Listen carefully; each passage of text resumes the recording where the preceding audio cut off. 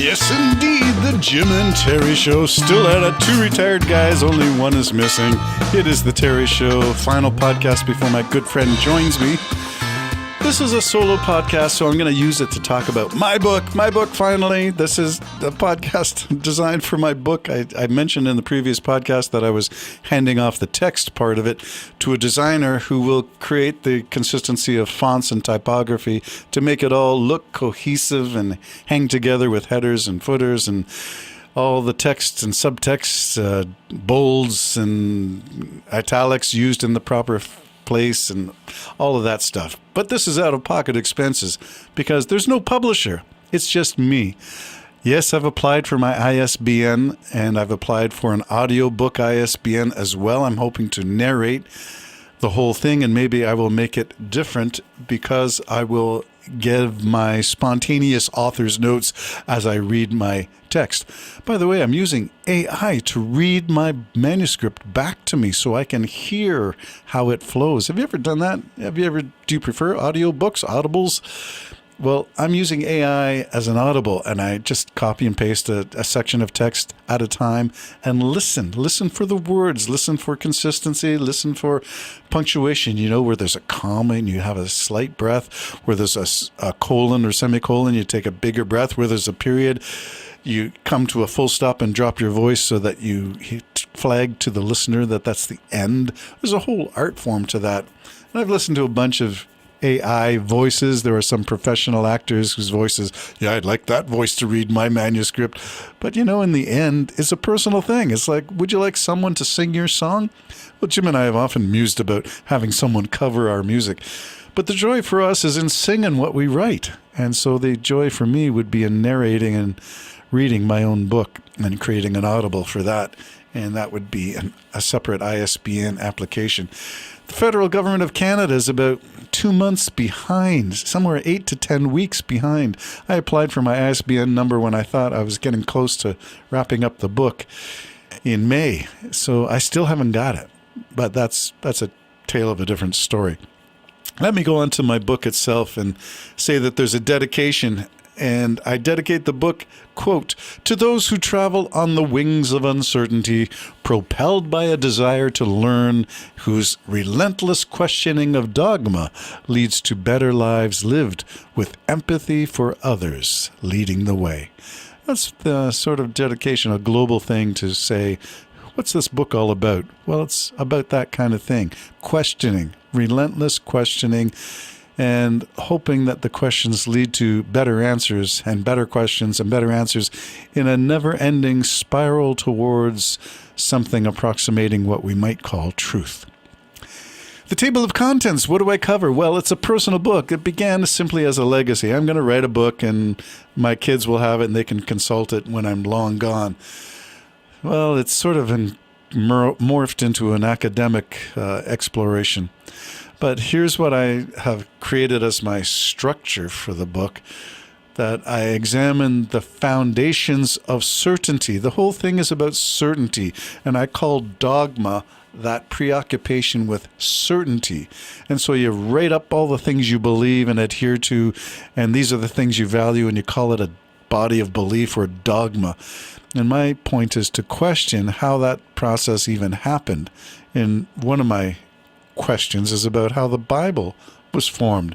And I'm not going to say that it was divinely inspired, inerrant, infallible in the autographs, and good for the message of salvation for all people for all time, until I find the evidence that asserts that.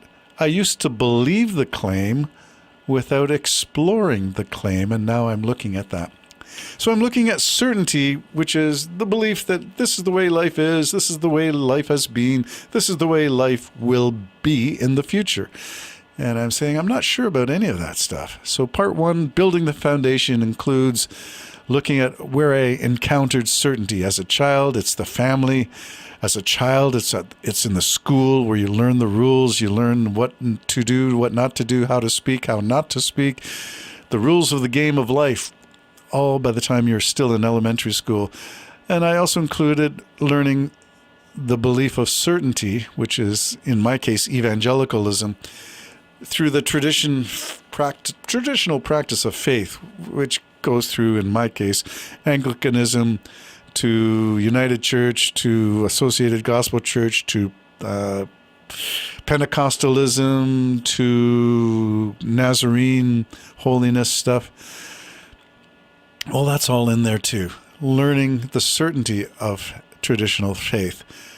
And then the last part of where certainty is found is called unpotting the critical thinker. You know that a pot-bound plant is one that will start to suffer, will begin to wither and show signs of stress because the roots are too pot-bound. They need to break out and go where they will go. Release the hounds. Yeah, that's what I'm thinking of. Release the pot, release the plant, let the roots grow where they will. And that's the last in the chapter called Certainty. Chapter 2 is all about cognitive dissonance, identifying the things that don't make sense.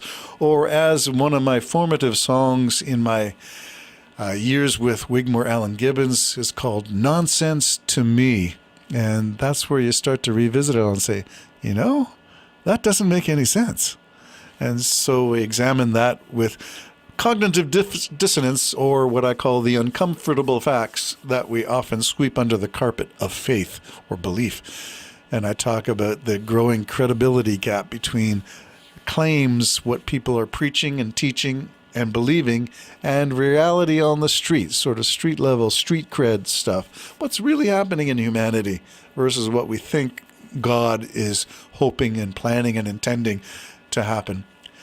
The next section is growing anti-intellectualism. Why is it that people don't trust experts? Why is it that people want to hang Fauci? Why is it that people want to do all kinds of stuff that doesn't make any sense? There's a book that I have called The Death of Expertise, and it's examining the whole thing. Why do people think they can do their own research? We're not scholars, all of us. We're not all experts in a particular field. And even if we're an expert in one particular field, it doesn't mean we're transferable academics and credible in other fields. And the point was driven home to me when somebody I knew said, well, you know, somebody is a renowned doctor, specialist in surgery and emergency care, and they thought that Trump is great for America. And I'm thinking, just because you're able to save people's lives doesn't mean you can save the economy. There's different kinds of expertise, and to transfer that general, that specific knowledge into a general, well, I think I can assess society, politics, and economics. No, you're an expert in medicine, stick in your lane kind of thing, unless your lane is diverse and general. My training is as a generalist. It's in social sciences. It's in economics, politics, and philosophy. It's in history. And so I chose the general road so I could see the connections between fields of study, not become a specialist in one and a master of none. I wanted to become a master of all and a specialist in none. Anyway, that's the chapter 2. I used the person's case to, are you familiar with Canadian history? Grade 10 is where this would usually be raised. And that's the case of the famous 5 in Canada, 5 women who were thwarted from becoming judges in the legal system, jurisprudence in the practice of law in Canada, because under the Constitution, women were not considered a person. That's why it's called a person's case. Women were not defined as people. So they fought all the way to the British High Court in order to have that defined, that women were people. Women were people. That had to be a legal case challenged to the British government. Unbelievable that it took that. And even then, change did not happen overnight. The battle for women is still going on, but I used to teach this as a pivotal case in jurisprudence in Canada because women in law, in our documents, our founding documents, were not considered people until they were. So God bless the UK, because in that appeal to the US, to the UK, because Canada did not have its own authority. We were still a colony. This battle was fought and maintained by the British High Court. So there you go. Tip off the hat to the UK.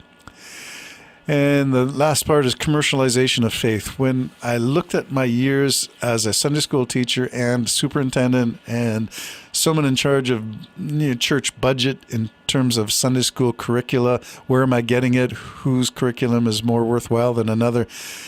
I could see back then things were looking like commercialization rather than belief. And that became problem for me as well, looking at money in the church, and maybe the equivalent would be the overturning of the money tables in the temple by Jesus. Well, that's the first few chapters. I haven't even got to the rest. Oh my goodness. But that's all I'll say about my book. It's coming to a website near you. Yeah, it might be available by internet distribution only. The Jim and Terry Show, signing off. Bye-bye. It's complicated, this relationship I have with my morning coffee. It's from the way that I